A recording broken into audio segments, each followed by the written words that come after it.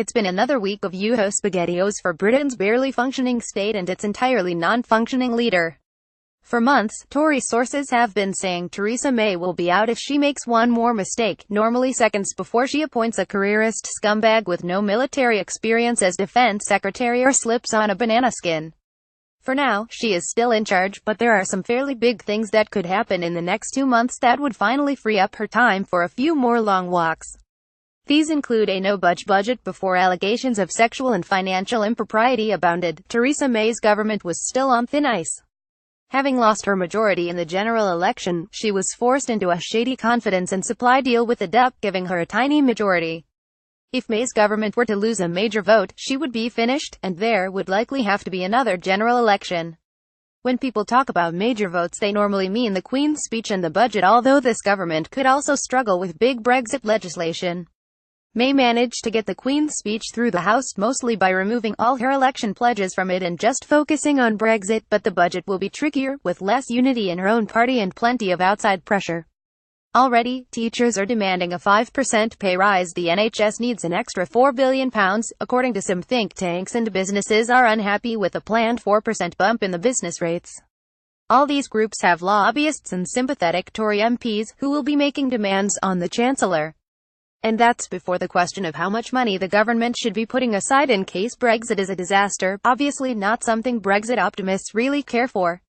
With just 2 weeks until the budget, the Chancellor is not in a strong position to start telling people no. It's unlikely, but if the budget failed to pass, May would have to resign immediately. More likely, Tories unhappy with Hammond's budget will vote for it, but then demand he be fired, creating more instability at the top of government. Brexit Talks CollapseBrexit talks have been moving along at a glacial pace, and news coming out of Brussels is often so repetitive and contradictory that it's easy to ignore.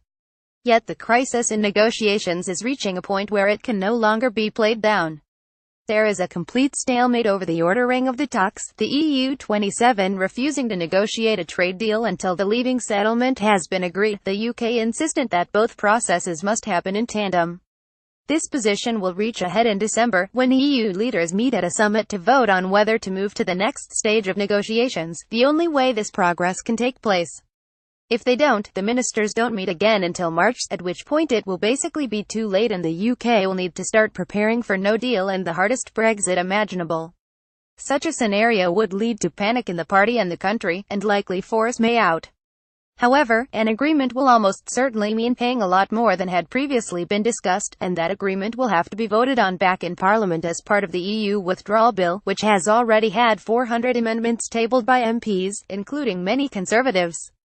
Here, the government is in real danger of rebellion, as it would only take a few hard Brexit, or even hard Remain Tory MPs to vote against a deal they don't want, and David Davis may end up conceding something to the EU 27 he can't actually deliver. A fuck-off ScandalTheresa May is as much a victim of misfortune as she is terrible leadership.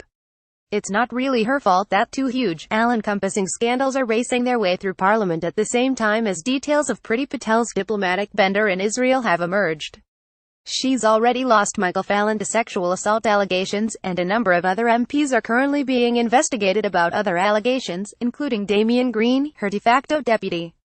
The Paradise Papers are yet to claim the scalp of a politician, and tax scandals rarely do, but if it emerges that Lord Ashcroft, the Tory peer and major party donor, was given any special dispensation by the government to remain a tandem while a member of the Lords, for example, that could cause problems. Labour are already calling for an inquiry. Equally, the full truth of Patel's trip has not yet become clear if the government knowingly lied about what they knew and when, as the Jewish Chronicle has claimed, it will look bad for May. As well as making her leadership look weak and adding to a sense of distrust in her party, May does not have all the tools at her disposal to discipline badly behaved MPs. She can only remove the whip from so many before putting her working majority in serious threat. Her inability to fire Boris Johnson after a series of serious gaffes, presumably for fear of what trouble he might cause if he was left to roam the backbenches, shows that instability is currently a greater threat to the party than incompetence. One more major scandal and May may not be able to shield herself from the sleaze of her party. A couped Tory party has a reputation for being brutal and swift with its ability to get rid of leaders and replace them with new ones. So far, May has been saved by the fact there are no other viable alternatives for leader, and no one much wants the poisoned chalice of delivering Brexit anyway. In this sense, the silver lining of calling an early election is that George Osborne is no longer in Parliament. Otherwise, it's likely the Tory troops may be rallying behind him by this point. However, there is now dismay running throughout the party.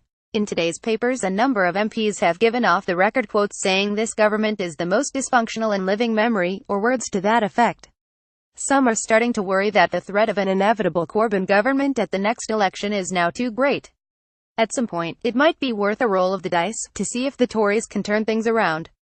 Right now, there's almost definitely a WhatsApp group plotting something. Whether they can pull it off or not remains to be seen. At Sam Wolfson, poster illustration by Pete Fowler.